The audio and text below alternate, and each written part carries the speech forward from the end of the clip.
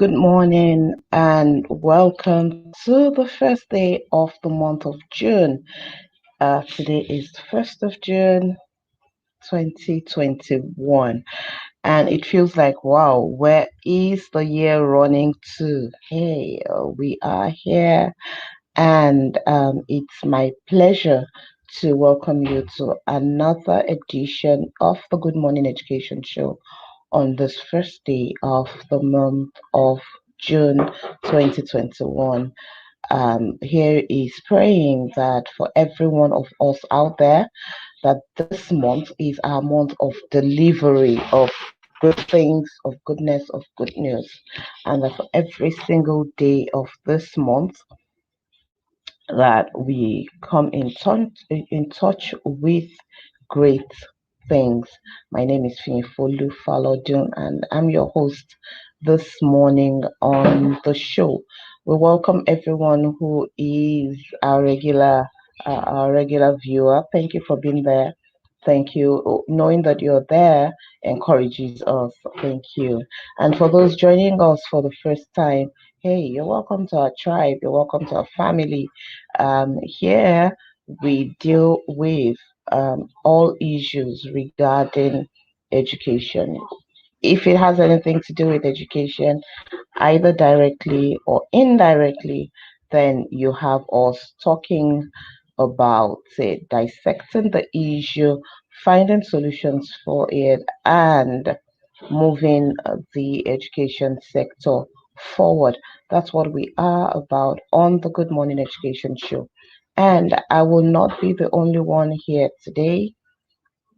I will be joined by other analysts as we move on. But before we pick up our topic for the day, we would usually and we would always go through the headlines in the world of education, see what's going on, and we take a look at what the headlines say.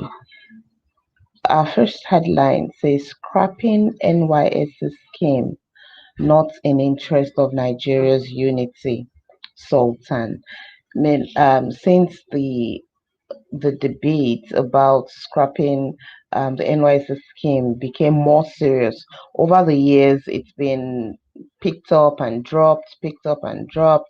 But this time around, it seems it's a lot more serious. The Senate is sitting on it. I think it's past second reading already, and all sorts of arguments are coming up for or against it. But what the Sultan says, that scrapping NYC scheme is not in the interest of Nigeria's unity. Well, I'm not sure that a scheme, just one scheme, can stand in the way of the unity of the country. I don't think there's any part of the country you go to where you don't have people from other tribes, from other languages, um, who also live there. So how do we live in our neighborhoods? How do we live with that neighbor who doesn't speak the same language as we do? How do we live with that neighbor who doesn't practice the same religion as we do? What do we do in our immediate environment, first of all, to promote unity? I think this is what we should be looking at. The case of insecurity is a it's taking on a life of its own, and we should be looking at that. If security is good, if people can safely move around, then uh, uh, we would have people visiting states and visiting other cities to see what's going on there. Um, we should focus on what's important and not make NYC look like it's the one that would glue the country together, and not make it look like, oh, that's the answer to all of our problems. It's not the answer to all of our problems. If the lives of young people continue to be on the line because they're going to places that are not safe for them, then there is no use continuing with the scheme. Okay, enough of NYSC. Let's move on to the next headline. And the next headline says 2021 UTME registration. JAMB approves extension for candidates with genuine proof. Great for candidates who have not been able to, who genuinely have not been able to register for the 2021 UTME exam. The exam body, JAMB, has extended the registration period for them. This is good. This is good. It can be better. We necessarily don't have to get into the period of extension. We already have an idea how much increase, or they should have the data of how much increase they have every year. What's the percentage of new what's the new percentage of people that they have to deal with every registration, and they should have a system in place to handle that. But hey, if you know anybody who is still struggling with the registration process and they are getting frantic that the deadline is getting close, please let them know that the extension has been approved, and they can seek out how to get this thing done, so um, they are not disadvantaged or struck out from writing their exam. All right, next. JAMB instructs candidates to pay 700 naira for mock UTME. Coming on the heels of the past headline, I'm not sure this is really the next one to follow it, because really for mock UTME, and then they have to pay. I mean, multiply that amount by the number of students, of candidates that will take that mock UTME, and you have an idea of how much this is going to make for JAMB. But the question is, do these candidates have that money? Some of them are writing the exam on sponsorship. Some of them are writing the exam based on maybe they had to borrow the money, maybe they've had to save, in fact, over years, or they've had to save for a long time to be able to even pay at all. And then there's an additional amount for mock exam. I really think the exam body needs to look into this and that consider the candidates and the economic situation prevalent in the country. Well, I believe this is localized to Nigeria, because the UTME exam is not localized to Nigeria, but for the JAMB, for this particular headline, or this particular decision, I believe that it affects only Nigerian students, and so we can do something about it. We can do something about it as a nation. All right then. TED Fund raises alarm over attempts to defraud 2 million students. Phew. There's been quite a number of issues around defrauding, finding ghost workers, paying ghost, there's been a lot of that in the news recently, and I'm wondering what is going on. Is it that the fraudsters are becoming more brazen about it, or something is just happening to blow everything open? Anyway, the Tertiary Education Trust Fund, that's the TED Fund, has raised alarm over attempts by fraudsters to defraud unsuspecting Nigerian students by luring them to register for a fake grant purportedly given by the fund. please, before you click on any link, before you start putting in your card details, putting in personal details, online, or releasing them to anyone, please be careful and watch out. Be very sure what it is, and who you are releasing your details to. Sometimes people fall into these things simply because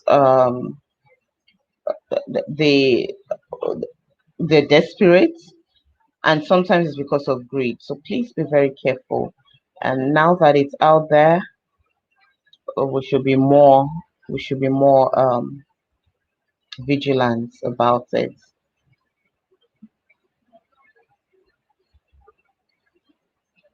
Okay, the next headline: should NYSC be scrapped? Nigerian students react, give diverse opinion.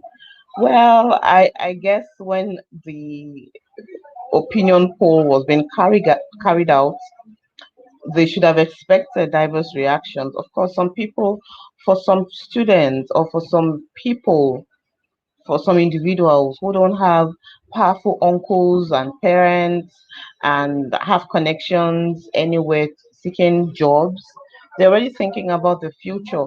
What's our future after? What's our future after? If the scheme is scrapped, it feels like it's the bailout for quite a number of students, for quite a number of individuals.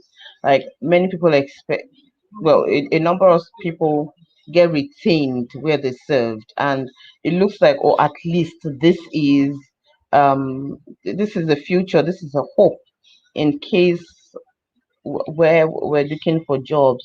So definitely the reactions will be diverse. As much as the insecurity going on in the country is a threat to NYSC and to the security of core members traveling, and even in the states and cities and villages that they're posted to, definitely some really still want to see NYSC go on, because for them it's a lifeline, it's a hope. And welcome Mrs. Okeinfo Ajayi to the show this morning. It's been a while. We're welcome. Morning. Like, good to have you Yes. here. We were on the headline of I have some 80. thank you for being here. And I've been seeing your videos, awesome videos on Instagram. Yeah, they've really been interesting, very informative, but also very interesting to watch. And I see Thank a you. new side of you on Instagram every time I see those videos. You're welcome, ma'am. Oh my. Thank you so much. Thank you. Okay, we're talking about the headlines. Yes, and the headline we were on before you joined was the opinion poll on if NYC should be scrapped or not, and Nigerian students reacting, giving diverse opinion. I mean, you have what's your take on that? I don't think it should be scrapped. I think it should be restructured because the purpose for it, right, is a good one. So it's a way to say, you know what, you're out of school now. Come and see what happens in the real world, so to speak. And I believe that it gives students an inroad. I mean, exiting students an inroad. Just to help them see without pressure what the expectations are concerning work and so many other things, the place of work. But the problem a lot of the time is where people are posted to is not doesn't really align with maybe what they studied, or there are no clear objectives as to what they should even be doing in those places. Because I mean, there are people who have been to, I mean, I wish, for example, that where I went to wasn't even what I studied, even though where I went to, Nigerian Port Authority, the estate department was right what I studied. But I mean, I was exposed to other parts of that department that didn't have anything to do with what I studied, and it built me. And this is because people that I was working with were really good. They understood the objective. They were well number coming out of the schools. We don't have adequate data as to what number is going to come out of every single school. And so we don't adequately plan, right? Because if we had a system where we could plan for them, is to approach certain organizations and let them know, oh, you have organizations, branches in across Nigeria. Okay, so these are the number of members that we're going to be bringing to your organization, clear with data. These are the objectives, right? And so they become like partner institutions to the government. But unfortunately, that's not what's happening. So you are thrown to God knows where, and then even the orientation period. And what's the point of the orientation period? That's the one I believe we should really reduce. I don't see what the point of the orientation period is, because you don't do anything. You're trekking up and down. What's the point? Is it fun?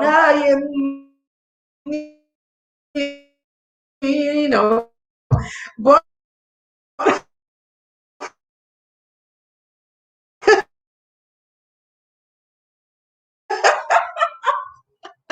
but when you think about it, really, so I think it should be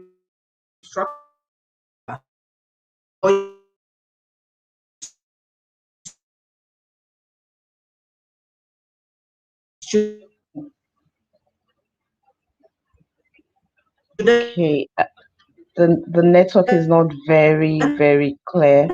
So you're breaking in and out.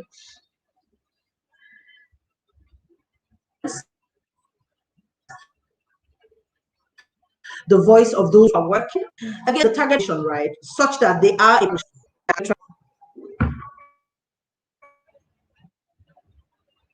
So we're not hearing you in continuous stretch. It's the network is fluctuating really bad. Is it better now? Okay, it's better now. I can hear you now, but then your video is frozen.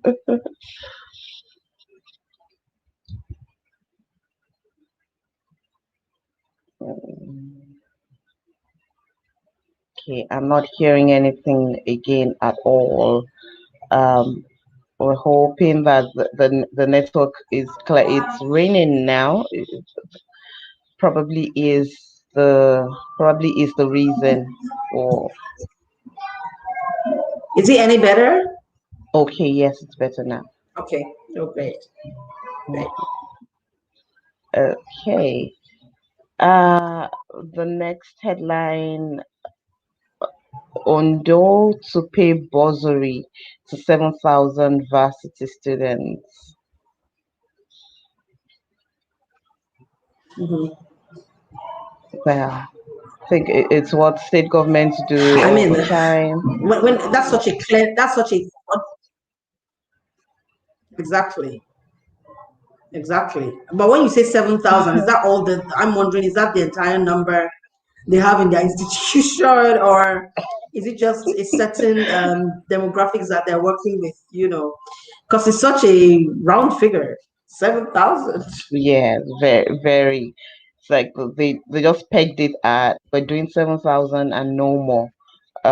Let the others come back Those next year, studying, come back at the next those cycle. studying law and medicine. Yeah. And these are It not says those these are studying law. students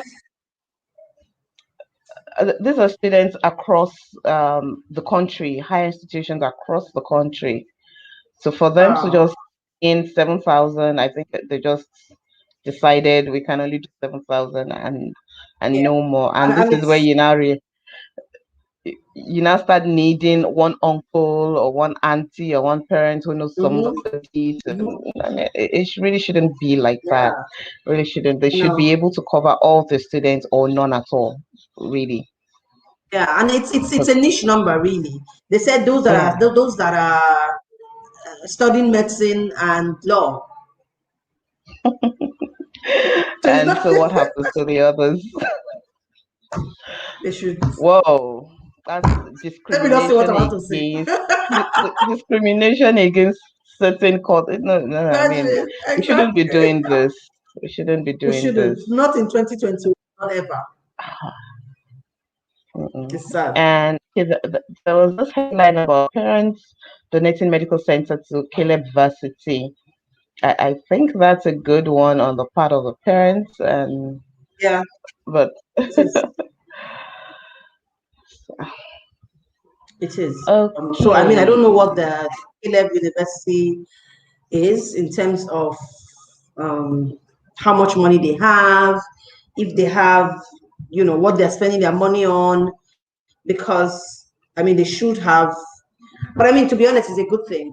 Maybe parents have looked at it and said, oh, you know what you guys have provided is not enough. Let's upgrade, which I mean is a good thing. So, yeah, I agree with you. It's a good thing.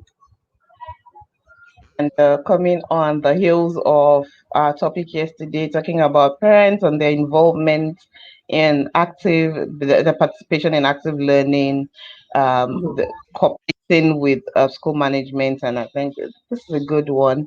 This is one news item that shows us, or this is one gesture that shows what parents really should be doing to help the institutions where their children are, and not give them grief, but able to help them make learning better, for the children. And that's the last headline we have today. Moving on to our topic.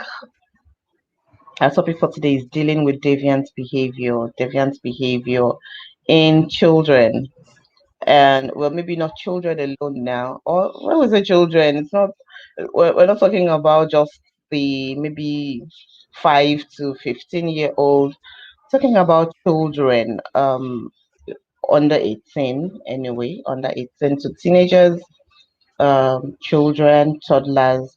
What exactly is deviant behavior, and how can we deal with this constructively? How can we, without it being the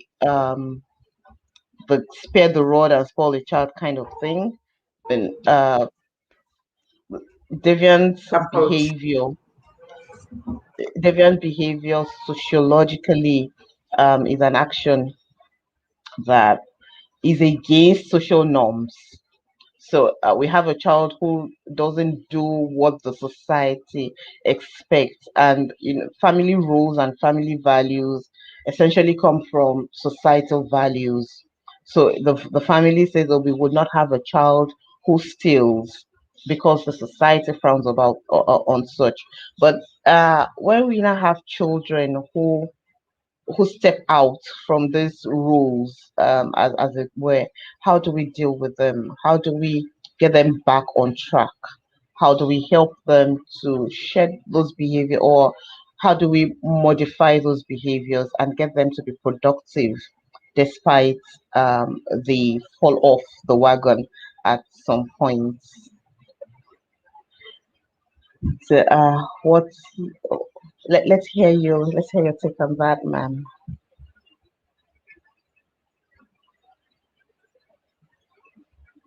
I think your mic is muted. Yeah, my mic was muted. Yeah. so, so I typically don't. So deviant behavior always happens.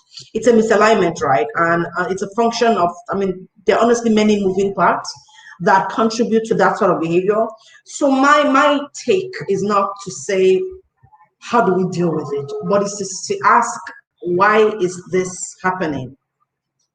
When I have an understanding of why something is happening, I'm better able to deal with it, right? But if I don't know why it's happening, then I have assigned my thoughts onto that behavior. And what would happen is I would only modify the behavior, and I'm not really, there's no change, there's no lasting change happening.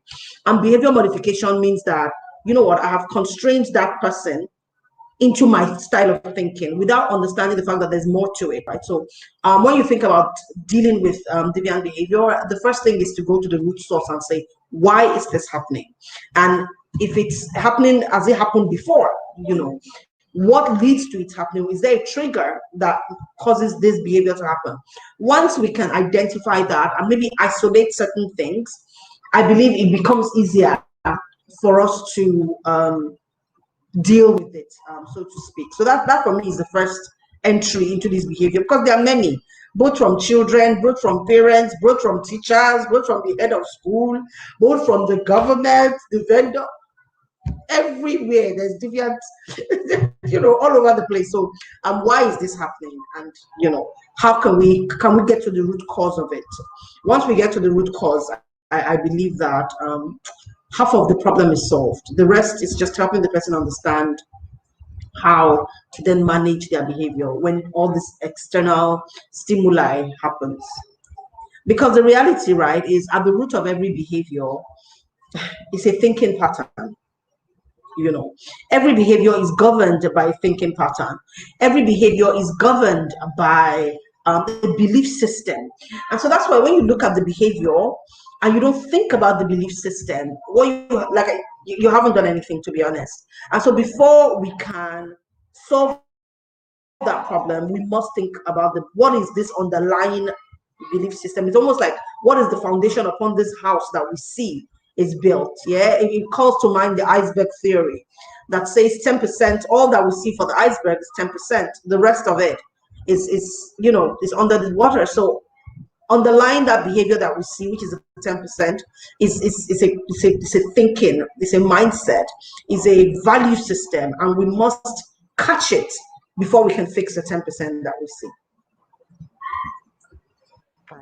That's true. Before, definitely, for us to deal with that behavior, we really need to know what it's just like going in to see a doctor. Patients are not treated across board, and oh, everybody has a fever. They all have the same thing. You have to go on a case by case Basis. basis to find out what it is.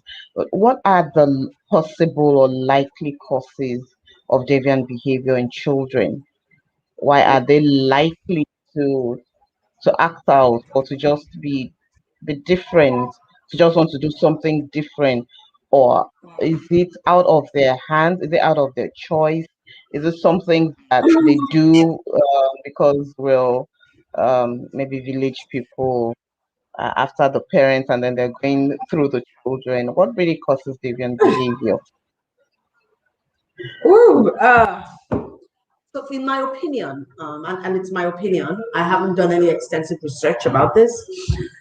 Part of it is my opinion, part of it is based on opinions I've formed from my own behavior patterns, from watching my children, biological children, and based on my experience within my profession.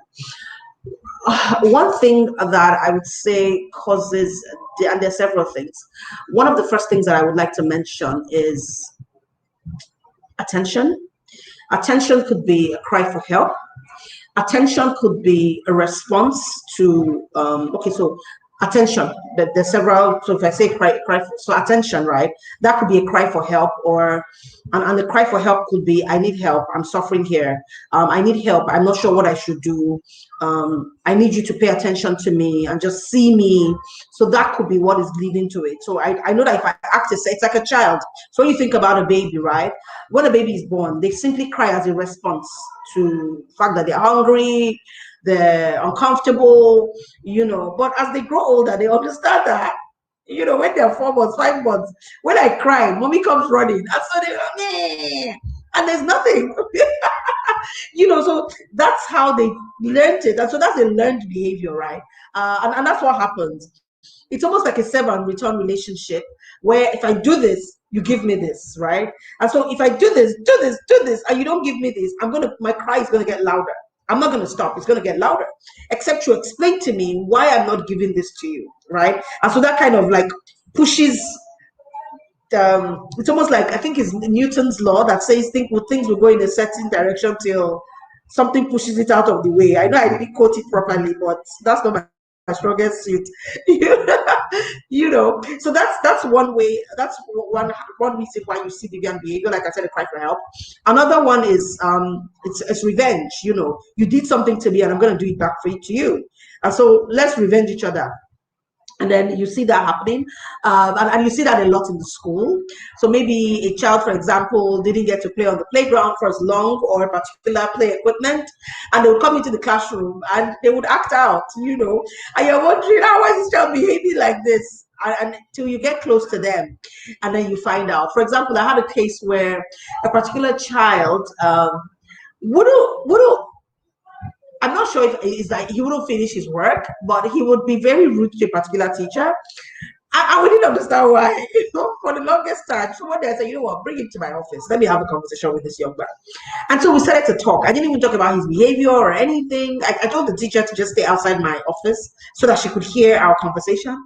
And we gisted about what happens at home, how when he doesn't do the right thing, mommy would lock him in the kitchen. Also, you know, children tell us all sorts in school. And then you look at the parents like, you that locked your children in the kitchen. You know, and then he went to the fact that, there are times where some children finish doing their work and then the teacher gives them paper to color, but then he still keeps doing his work and she doesn't give him. Now, as he said that, I could see that, imagine you have 10 children, 8 of them have finished their work, but 2 haven't. You're not going to ignore the 2, but you're going to have to plan for the other 8. And so what she's done is giving them extra work to do. But these other 2 are wondering, why am I not getting that extra work? It looks like it's a lot more fun than what I'm struggling with, right? So they don't understand it. And so they would act out and refuse to do that work. Why? Because they need that one that the extra has done. But they're not seeing the fact that they're done. And so this is the next level now. The next level is color this paper and write about it. No, I'm not seeing that. I'm seeing the fact that you're not letting me do it. You know, and so the teacher was shocked. She was like, she never ever understood that was one of the problems that she was having with this young man. So it was just revenge. Say you want me to do this work, I won't do it. Let's see what you're going to do about it. You know, and that was really exciting. And of course, knowing that psychology meant for us that we needed to be more explanatory. So when things are happening in the classroom, explain it to the students that help them understand. Another one is power tussle that causes deviant behavior. And so I want to prove to you, say you feel you're the teacher. Let's see how you're going to get me to do this work. And it's not just for the teachers, right? You see it with parents, you see it even within school teams, right? You see it with the government, you see it everywhere. So it's a power tussle that says this thing, let's prove who. And that's why people would say, you know, be the bigger and let it go. And at some point, somebody's going to be like, why do I always have to keep being the bigger? You know what? You be the bigger for a change. You know, so that's exciting. And one of the final reasons why I think behavior happens, and some of these are actually steeped in research that I've done. But as we're talking, I just started to occur to me that there's some research actually that is that backs some of these things that I'd say. And so one of the final reason really is the fear of failure. You know, when somebody is afraid to fail, they would behave differently. They would just not be as willing, right, to take that step that you want them to take, because I don't want to fail. You know, I don't want you to show me up as a failure, and so I'm not going to do it. If I refuse to do it, then I don't fail at it. Okay, so again, understanding why these sort of behaviors happen helps you to manage the behavior from the root cause. If not, then we're just treating symptoms, not understanding that underlying this child's not wanting to come to school is that they're afraid of something new the teacher is teaching in school and they don't want to come to the classroom. And the reason why the child is not raising their hand to speak in the class is because they're afraid that their accent, somebody may have said, why are you talking like a bush girl or a bush boy? You know, and so that accent makes them self-conscious, and so they don't want to raise their hand, right? And so they're afraid of people laughing at them. Also because they typically get it wrong, right? So, or they stutter, and so they don't want to have to do that. So we need to, as adults, as well-meaning individuals, ask ourselves, why is this happening? And that's the only way, to be honest with you, Fee, that we can truly begin to get to the root of these problems and solve them. I've said a Thank mouthful. I haven't even given you a chance to talk at all. Yeah, no, no, thank you. That was really that was inciting because many times we find that when children are deviant, it's not because they just want to be problematic. It's not because they're possessed. Sometimes they're sometimes dealing with self-esteem issues. Just like I said, feel they're not good enough. They feel that their classmates are better. I mean, I heard about a child who was telling another friend that he didn't want to go to school, and an adult overheard them speaking and asked him, why don't you want to go to school? He said, well, that his teacher says he doesn't know anything, and so he got Ouch. scared of school. He didn't It wasn't even about the teacher anymore. He did not want anything to do with school at all, and we had to reorient him and change the picture of school for him to see school as. And I was really suggesting to the parents it might be a good idea to even change the school entirely, let him have new experiences completely with schooling, with teachers, with classmates, where everything that he had felt is now unlearned, and we're refilling that. If not, this boy will continue like, and if you continue to force him to be in school, then he's going to always continue to do stuff that will make you want to pull him out of school, because really he So doesn't want to be there. I would approach it differently. I would say that the parents should have a talk with the school management and have them train their teachers. Let me explain why. You know how somebody hurts you, right? And everybody else can say sorry. But guess what? Till that person that hurt you say That sorry, person. it's yeah, it's almost like, you Yeah. know what, you guys are not saying, you don't understand till that person Yes. says sorry. And so Yes. that child can go to another school, but somewhere in their subconscious, they're going to say, but that teacher said. But imagine that that teacher suddenly changed her behavior and became nicer, became more empathetic towards the boy's struggles. The boy is going to feel like he's progressing, right? So that's the Mm. importance in that sort of thing. So putting him out, oh yeah, eventually he, yeah, new experience is great, but how about the ones that are already there, right? And I see that Rhoda has popped Yeah. into the studio. You're Hello, welcome. Good girls. Good morning. morning. Good Good morning. You're morning. welcome. Hi, Miss Kitty. Hi. Hi, everyone. Hi. How are you? I love this topic. So I'm just I listening. know. I was listening Mm. to both of you, and I was saying to myself, "Oh my God, how there's just a lot of educators. Maybe not a lot, but how there are how there are educators really who really solid like both of you, having like solid really ideas. Like I like when Miss KK, so like came in to say, she would do it differently. She would find out what the issues were with the teachers. And I like that example, KK, because really when people hurt people, the person you really want to hear from is who hurt you. Mm-hmm. and and it's even so sad that even when you look at the extreme cases of families that have had to face someone who murdered um, their relative. Children. If you watch all those crime and investigation things, I just really just look at it sometimes and I say to myself, "Oh my God, the need, the desire to see this person say sorry and That's meaningfully it. say sorry." Yeah. Or I mean it, it's just like the key thing. I don't know, but for me, I'm always in the thinking of how do we prevent deviance or deviant behavior. It's really something that's in this part of the world, and maybe in Africa and even all parts of the world, I guess. But I think we're getting to a place where we can't afford to mix poverty with deviance. It's just too many problems in one. I'm just thinking about Mm. how again, first of all, we don't even respect kids in this part of the world. It's just so bad. Like they should just be seen and not heard. And even the younger parents like us who have kids, well, it's still following that same cycle. You know how we were bullied as kids and we continue to bully as well. Because bullying, parents bully all the time, but we think bullying we feel like it's the right of a parent to bully. They shut the child down, like no one can really speak. It's my way or the highway.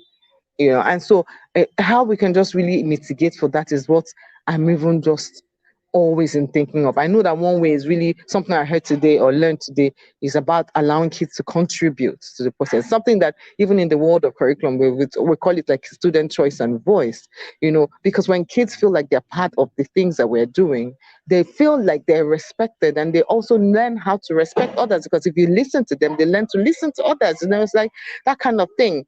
I know that there is a society, the peer pressure, that's tough. Even me, I don't know, KK, if you have a teenager as a child, it's not simple.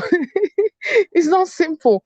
There's this element of peer pressure that is just there. And I'm just saying to myself, how do we navigate this? So I'm not an expert on this concept, just really just listening and just learning.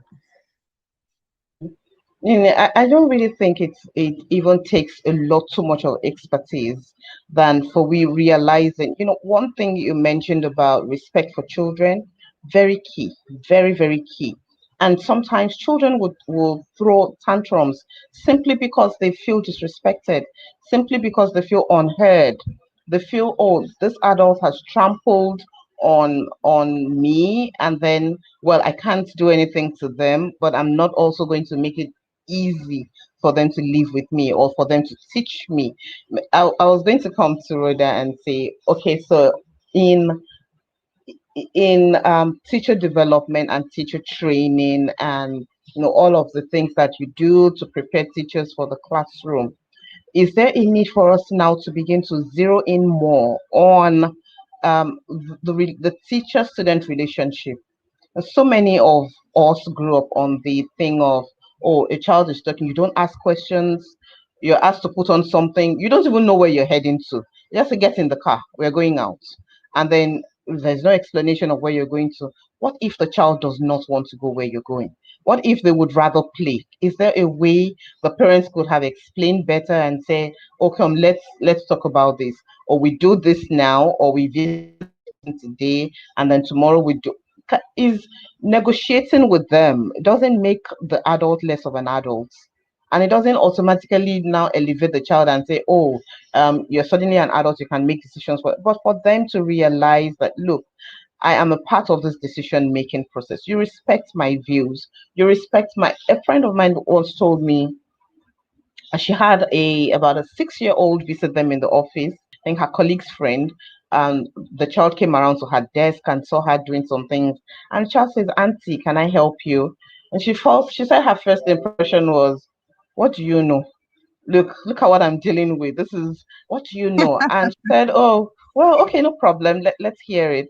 And the child read what she had on the screen and said, "Okay, what if you do this? What if you moved?" It was like the child was playing a game, but said, "What if you move this and you did?" And really, that was the solution she was looking for.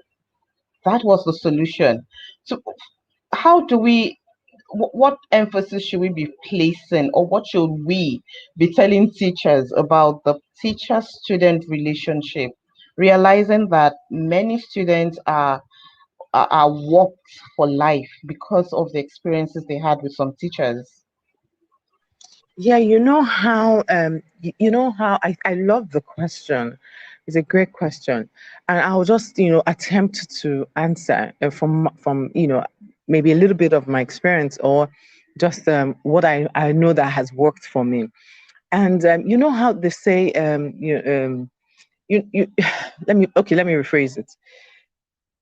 The reason why we have, as a critical part of teacher training, professional development, um, the reason why we have classroom management, as one key element of of one of the things we take, or the compulsory concepts we have to graduate from in teacher colleges, or even just generally any professional development space, is because that is such a powerful skill to have in the classroom. And it has a lot of components to it. It has the setting of the classroom, to the voice of the classroom, to the tools that are used in the classroom, to manage all of this, to manage the classroom effectively. And of course, its biggest um, outcome is behavior.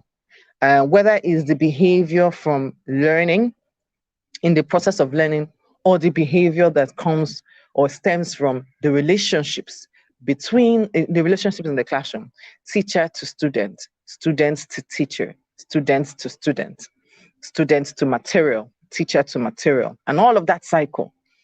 That's why classroom management in the world of professional development has to be a very, very key element. But these components I've mentioned, which is that journey from the structure of the classroom to the voice of the classroom or to the tools that are used in the classroom. It's all in the world of building that relationship. So things like motivation. How do you motivate children to learn? What are those strategies that are embedded in motivation that helps children to learn? Again, we said that children want to be heard. I don't even know if it is children that want to be. I think everybody wants to be heard, even including you and myself and all the adults in this world. This is the reason why there are conferences. It's really there are seminars. That's why we have communications plan. If there's a president, he has to give a speech or a keynote address. So everybody wants to be heard. But in the process where people are shut down and and it's not just being heard of by voice, it's also being heard of by who I really am. Many children don't find expression. I keep saying this. If school does not help a child find expression, then school has been wrong to the child. And so maybe school is the wrong thing to use. Education maybe does not help a child to find expression. Then education has not really served. That's why this whole hierarchy of subjects. Oh, if you don't do well in math, you're no good at. Don't do well in language, you're no good at. These things have to change. These are some of the things that cause deviant behavior within the school system or in the class and things like that. So that's what we're struggling with. But I think it's in the world of classroom management, motivation. How do we ensure that all that whole teacher-student relationship, I mean, it's not just teacher-student, because what the teacher does with this child or the students and what the teacher builds, what the teacher, the medium or the cultural medium that the teacher designs between themselves, like I said, the relationship, the teacher, the student, all of that. When students are in the business of collaborating, discussing, turning and talking to each other, sharing ideas, there's a lot of respect that is honed in this process. And that's my hope, that classroom management has all of these elements as part of training to build relationships in the classroom. Thank you very much for that. Yeah, I believe, I don't know how right it is, but my belief is that the classroom relationship is actually the foundation for whatever else we build on in education. What happens behind the closed doors when the students are alone with the teachers matters a lot in their the response, in the acceptance of whatever else is being built on it, and for them to look forward to, oh, I'm moving on to the next class, I'm meeting another teacher. It's just, they already have an interest developed in the learning and in the education process. But where you have a teacher who, I mean, body shames because they don't feel good about their own selves or because they were talked to like that, and then this is escalated into your own classroom, and no, it's a no. Okay, as we round off, I would like for us to touch on the aspect or the part of the society in deviant behavior in children, and then I'll start off with Mr. Jai. When you have there's some children that the society labels because of the circumstances surrounding their birth, which the children could not help. Sometimes it's a failure of the society. A woman is raped, and a child comes out of that experience, and they hear people label the child, oh, he's a bastard, he doesn't have a father, or he's the child of a prostitute, or a child is born and the mother dies, and they say, oh, he has an evil spirit, he's an evil child, he came into, things. When the society labels children and begins to treat them as such, begins to treat them as outcasts, should we be surprised that these children turn out to be angry at the world, to be angry at people, and until they meet somebody who really touches something deep down in them, they could go on like that for life. But how can we as a society resist the urge to be judgmental, to blame children, innocent children, for something they had absolutely no hand in creating? I'll start with Mr. Ajayi, then we go to Miss Rhoda.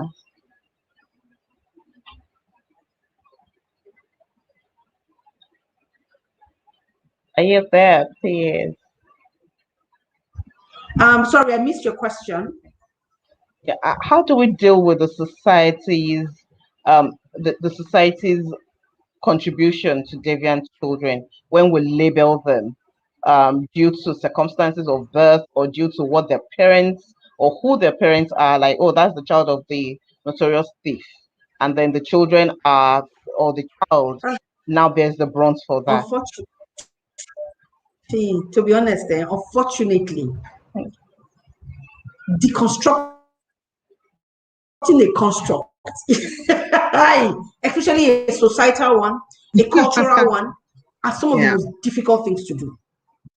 It was difficult, and that's what you're talking about now. It's almost how the society, in some way, and let me give an example, says that women are supposed to be subservient.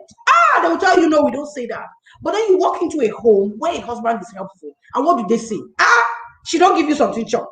You be mugu. Not be your wife supposed to do this. Sorry, I shouldn't be speaking English on your amazing show.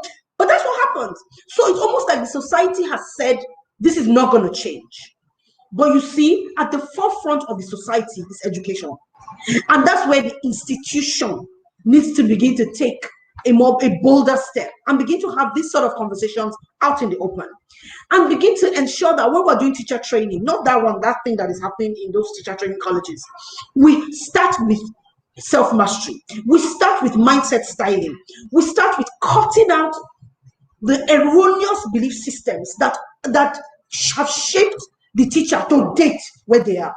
Because if we don't take that out, they're going to bring it into their classrooms. And unfortunately, the people that are going to suffer are the students who cannot talk back, who cannot fight back.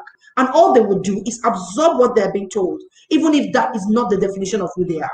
And then they grow up hearing that over and over again, because guess what? If you keep hearing it over and over again, it becomes almost who you are. That becomes the voice in your thoughts. That's why they say, I mean, there are times you have breathed up there, I'm like, why am I behaving like my mother? That's because my mother was in my life for how many years before I got married and started having children. Till now, she's still in my life and she still harasses me. Well, I become, that's not great. Another topic for another day. But that's all that I know, right? So we're going to have to help people understand that, look, I know this is all that you know, but it doesn't mean that it is the truth. Let us do this. And sometimes logic, helping them see logically, if you were like this, would you be able to do this? Would you be able to do this? Because seeing is believing. And so when you appeal to that logic and show them clearly, then it's easier for them to begin to break down those disempowering belief systems that they have, those faulty mindsets that they have, and replace them. So it's almost like you're taking out a faulty disc and putting in a new one. But guess what? The effects of that faulty disc might still be in the system, till over and over again they begin to see that I don't need this, and then they begin to change that pattern of thinking, that pattern of behavior, slowly but surely, but it's progress. So that's how we can make it work. Thank you for Ms. Rhoda. What's your thoughts on that? Yeah, I mean, Mistake touched on many great points. I think as she was talking, I was thinking through. I mean, your question was around society, and I was thinking through my experience when I went to Kigali, and going through that genocide memorial place, and just being walked on how that journey, what happened to these people. I think one of the biggest genocides anybody knows. I mean, if we're going to talk about the genocides in this world, Rwanda will be the first one, which will be one of the top three, sorry, that you mentioned. And here is a country that that came out of such, I don't know, it's almost like humanless event. And what they've done effectively is to, like KK says, to use the institution called education to solve and to prevent and to solve. What are they doing? Because they knew that there was this clear divide between them, the Hutsis and the Tutsis, and this shifts from who was powerful to who was now not the less powerful, and these turns and things like that. There's so much there. What they then did was, come through their school systems to do something called Itorero. Itorero is kind of like their reconciliation program, where in the schools, the children go through an Itorero club. Everybody is compulsory.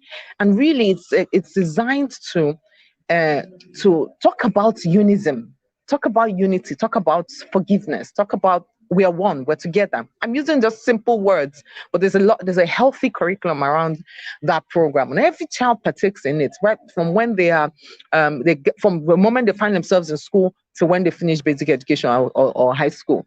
And it's something that they're all taking. And they're trying to use it. And it's almost as it's an unspoken thing. You don't talk about you don't talk about it, you don't talk about the differences or the wars and things like that. In their country, it's unheard of. And what it's doing is basically saying we are together. And it's helped them build sort of like a camaraderie amongst each other, and a society that is safe. Is safe. And you hardly find you can walk in the streets of any part of Rwanda and you will not be afraid that you'll be attacked, because deviant behavior is something you see in different things. You see it in armed robbery, you see it in kidnapping, you see it in theft, you see it in violence, you see in people being afraid of each other, as we've seen in our country now, and things like that. So we've been, like Keke said, through the education system, institution called education is one of the ways to solve the problem from a societal point of view. That in our schools we're intentional about allowing the voice and the choice of children to express themselves, building a system that ensures that everybody finds expression. Teachers are very well equipped and taking from the best of the brains of in this place. Look, you want to self-shift a mind, you want to build self-mastery. There are some people that have already been designed, like Koki said, you can disconstructing a construct is one of the most difficult things to do. Is it possible? Yes, that's why we have reconstruction, right? So following a reconstructionist approach to how we solve our problem in society through the education system is one powerful way of doing it. Unfortunately, it's difficult to speak about leadership in the context of our Nigeria, because gosh, if we can find one leader, the Lee Kuan Yew of this world did it. If we can find one leader who's going to totally transform, we don't need reforms, we need transformation. It's going to transform the leadership space in this place, and it trickles down to all levels of leadership. I think that's when we'll begin to find a solution as a society. But as is, we're not there yet.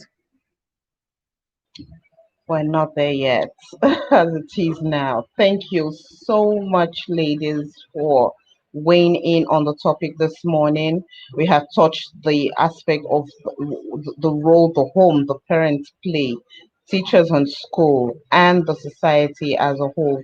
The role we play in curbing or encouraging or even introducing kids to deviant behavior. And really, from a lot that has been said, from the suggestions that has come up, I hope that we can really, in our own little space, start something. Let's even light the fire at a point and see how far it can spread and how far it will go and how far it will catch on. Thank you very much, Mrs. K for Ajayi. Thank you, Mrs. Rhoda Odigo, for being here this morning. Rhoda! My curriculum theory. Please. KK, where are you? We need to see. Why I'm saying it out in the open. We need to see now. Like seriously. Now. Let's talk offline. Okay, all right. Cool. That sounds great. That sounds great to me. Yeah, great. To all of our viewers that have joined us this morning, Olatunde Adebayo, we see your comments. Thank you very much for being here. And for those who are behind the who don't drop comments but are there watching us, we also acknowledge you. Thank you for being a part of our show every morning. It's raining in this part of the world of Nigeria where I am. I don't know if it's raining on your part, but then Yes, we it are going to is. leave. We're going to leave our viewers with a steaming hot cup of coffee, a very good coffee this morning, by That's wishing, giving them our usual mantra. I mean, that will warm you up for the rest of the day. I And know. yes, I need it.